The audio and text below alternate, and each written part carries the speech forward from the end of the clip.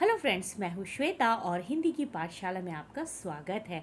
आज हम पढ़ेंगे 8वीं कक्षा का हिंदी में चैप्टर दूसरा, लाख की चूड़ियाँ, जिसमें बताया गया है कि किस प्रकार जो मशीनें होती हैं उसके युग से आम जो लोग होते हैं उन पर क्या प्रभाव पड़ता है। तो आइए देखते हैं पहले पाठ का सार। तो उससे पहले जिन्होंने भी चैनल को अभी तक सब्सक्राइब नहीं किया है, प्लीज़ चैनल को सब्सक्राइब ज़रूर करें, लाइक कमेंट्स और शेयर भी ज़रूर करें।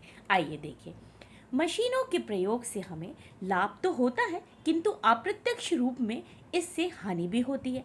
अब मशीनों का प्रयोग विकास का सूचक समझा जाता है, किंतु हस्तकला एवं कुटीर उद्योगों पर इसका कितना बुरा एवं दूरगामी असर होता है वो हम देखते हैं। अब पाठ में इसी का वर्णन किया गया है। अब मशीनों के प्रयोग से बदलू जैसे कुशल कारीगरों के हाथ से काम छीन गया। अब ऐसे कारीगर या तो बेरोजगार हो चुके हैं या फिर कोई और व्यवसाय अपनाने के लिए विवश हो गए हैं।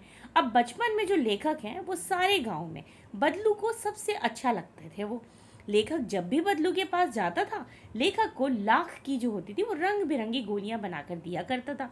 लेखक को ये गोलियां बहुत अच्छी लगती थी। बदलू लेखक के मामा के गांव में रहता था, इसलिए बदलू को बदलू मामा कहना चाहिए था, पर गांव के अन्य बच्चों की तरह लेखक भी उसे बदलू काका कहता था। अब बदलू का मकान जो था वो गांव में कुछ ऊंचा था, जिसके सामने नीम का पेड़ था। अब उसी के बगल में बनी भट्टी पर जो बदलू है वो लाख पिघलाया करता था। अब लाख को बेलन नुमा मुंगरियों पर चढ़ाकर वह उन्हें चूड़ियों का आकार देता था तथा बाद में उन पर रंग करता था। बीच बीच में वह हुक्का भी पीता जाता था। बचपन में वह लेखक को लला कहता था। अब लेखक को वो मंचिए पर बैठाता था और लेखक उसे चूड़ियां बनाते देखा करता था। अब बदलू जो है वो मनिहार था, जिसका पैतृक पेशा चूड़ियां बनाना था। उसकी बनाई चूड़ियां औरतों को बहुत पसंद आती थीं। इन चूड़ियों की खपत बहुत थी। बदलू इन चूड़ियों को पैसों के बदले नहीं बेचता था, वह बिना मोल भाव के वस्तुओं के बदले चूड़ियां देता था। परंतु शादी ब्याह के अवसर पर वह पूरा मोल भाव करके ही चूड़ियां देता था। जीवन भर मुफ्त चूड़ियां दे सकने वाला बदलू उस समय जरा भी नहीं पसीजता। उस समय उसी एक जोड़े के लिए बदलू को खूब सारा अनाज, घरवाली के लिए कपड़े, पगड़ी और रुपए मिलते थे। अब बदलू को कांच की चूड़ियों से बहुत चिढ़ थी। वह किसी महिला की कलाई पर कांच की चूड़ियां देखकर कुड़ उड़ता था। वह बचपन से लेखक से उसकी पढ़ाई की बातें में पूछता है। लेखक उसे बताता है कि शहर में सभी औरतें कांच की चूड़ियां पहनती हैं। वह लेखक को रंग बिरंगी लाख की गोलियों के अलावा गाय के दूध की मलाई और आम की जब फसल होती थी तो समय जब आम खाने का होता था तो वो आम दिया करता था। अब इसी बीच लेखक के पिता की बदली कहीं दूर के शहर में हो गई। अब लेखक जो था वो 8-10 वर्षों तक अपने मामा के गांव ही नहीं आ सका। अब इतने दोनों बाद जब वो अपने मामा के गांव गया तो देखा कि गांव की औरतों की कलाइयों पर भी क्या थी, कांच की चूड़ियां हैं। वो बहुत कम ही हाथों में उसने लाख की चूड़ियां देखी। एक दिन उसके मामा की जो लड़की थी वो फिसल कर गिर गई और कांच की चूड़ियाँ उसने पहनी हुई थी, तो उसकी जो गिरने से वो चूड़ियाँ टूटी तो उसको कलाई में चुभ गई, जिसके कारण उसको घाव हो गया। अब जिसकी पट्टी कराने के लिए लेखक उसको ले जाता है, उसे ले जाना पड़ा। अब इस घटना से लेखक को बदलू का ध्यान आ गया। वह बदलू से मिलने उसके घर गया। अब बदलू ने लेखक को पहचाना ही नहीं। अब लेखक 8-10 साल बाद आया था, बच्चा था, बड़ा हो गया था, तो उसका चेहरा वगैरह सब बदल गया, इसलिए उसने उसे पहचाना भी नहीं। अब लेखक ने अपना जनार्दन कहकर क्या किया, अपना परिचय दिया। तब बदलू ने उसे पहचाना और आदर से उसे बैठाया। अब लेखक को चूड़ियां बनाने का सामान तो कहीं दिखाई न दिया। अब उसने बदलू से लाख की चूड़ियों के बारे में जानना चाहा, तो बदलू ने बतलाया कि मशीनी युग में अब हर काम मशीनों से होने लगा है, तो अब कांच की चूड़ियों के आगे लाख की चूड़ियों की खपत कम हो गई है। काम बंद होने से बदलू बेरोजगार हो गया। वो बीमार रहने लगा था। अचानक उसे खांसी आने लगी।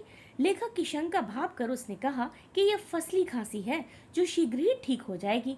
अब लेखक ने महसूस किया कि मशीनी युग ने कितनों के कारोबार छीन लिए गए हैं। अब इसकी कुशल कारीगरी भी बेरोजगार होकर अशक्त और लाचार बन गए हैं। बात का विषय बदलने के उद्देश्य से लेखक ने पूछा, काका, आम की फसल इस साल कैसी है?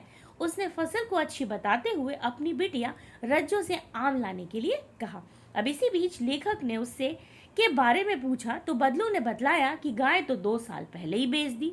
उसने क्या किया, गाय के बारे में पूछा तो उसने बताया कि वो तो 2 साल पहले ही बेच दी गई। क्यों बेच दी गई? क्योंकि उसको पास जो गाय थी उसको खिलाया क्या, वो खिलाता क्या। अब इस बीच रज्जो थी वो डलिया में यानी टोकरी में आम लेकर आई। अब उसने लेखक को नए पेड़ वाले 4-5 सिंदूरी आम दिए। अब लेखक की दृष्टि जो थी वो रज्जो की कलाई पर सुंदर लग रही लाख की चूड़ियों पर गई। यह देखकर बदलू ने लेखक को बतलाया कि यही उसके द्वारा बनाया गया आखिरी जोड़ा है जिसे उसने जमींदार की लड़की के विवाह के लिए बनाया था। अब जमींदार जो थे वो इस जोड़े के केवल 10 आने दे रहा था। अब इतने कम मतलब जो इस दाम पर बदलू ने उसे चूड़ियों का जोड़ा नहीं दिया और शहर से लाने को कह दिया। अब बदलू की बातें सुनकर लेखक को खुशी हुई कि उसने हार नहीं मानी और बदलू का व्यक्तित्व कांच की चूड़ियों की तरह कमजोर नहीं है और वो आसानी से टूटने वाला भी नहीं है। तो आइए अब हम इसके देखते हैं प्रश्न उत्तर, जिसमें पहला प्रश्न है कि बचपन में लेखक अपने मामा के गांव चाव से क्यों जाता था और बदलू को बदलू मामा ने कहकर बदलू काका क्यों कहा कहता था। बचपन में लेखक अपने मामा के गांव चाव से इसलिए जाता था क्योंकि लेखक के मामा के गांव में लाख की चूड़ियां बनाने वाले कारीगर बदलू रहता था। अब लेखक को बदलू काका से अत्यधिक लगाव क्योंकि वह लेखक को लाख की ढेर सारी रंग बिरंगी गोलियां देते थे और जो उसे बहुत अच्छी लगती थी। अब लेखक के मामा के गांव का होने के कारण उसे बदलू को बदलू मामा कहना चाहिए था, पर लेखक बदलू मामा न कहकर बदलू काका कहता था क्योंकि गांव के सभी बच्चे उसे यही कहा करते थे।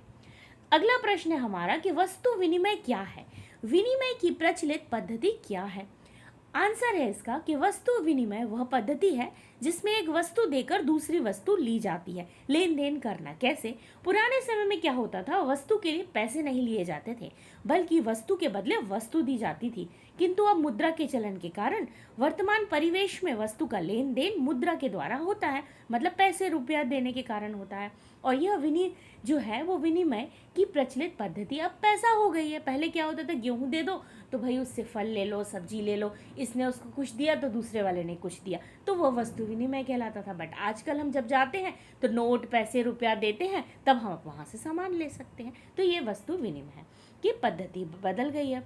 अब हम बात करते हैं तीसरे प्रश्न की, जो कि है मशीनी युग ने कितनों के हाथ काट दिए हैं। अब इस पंक्ति में लेखक ने किस व्यथा की ओर संकेत किया है? इस पंक्ति में लेखक ने जो कारीगर होते हैं ना, उनकी व्यथा की ओर संकेत किया है कि मशीनों के आगमन के साथ जो कारीगरों के हाथ हैं वो काम धंधा उनसे क्या कर लिया गया, छिन गया, मन उनके हाथ ही काट लिए गए।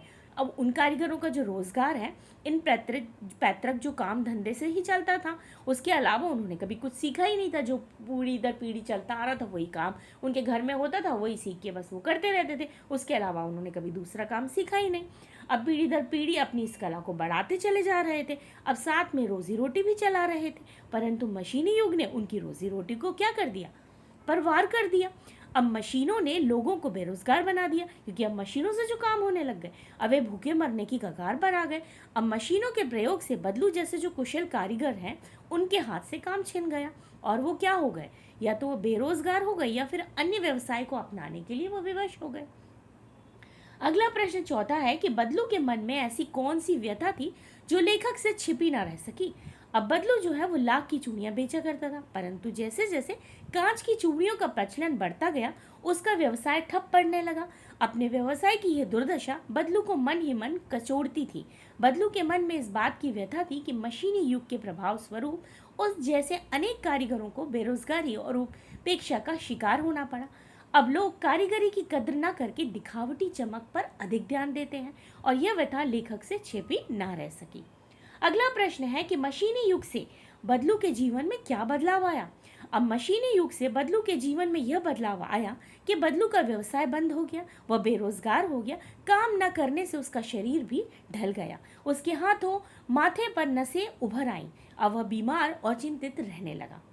छठवां प्रश्न है कि लाख की वस्तुओं का निर्माण भारत के किन किन राज्यों में होता है और लाख से चूड़ियों के अतिरिक्त क्या क्या चीजें बनती है, ज्ञात कीजिए।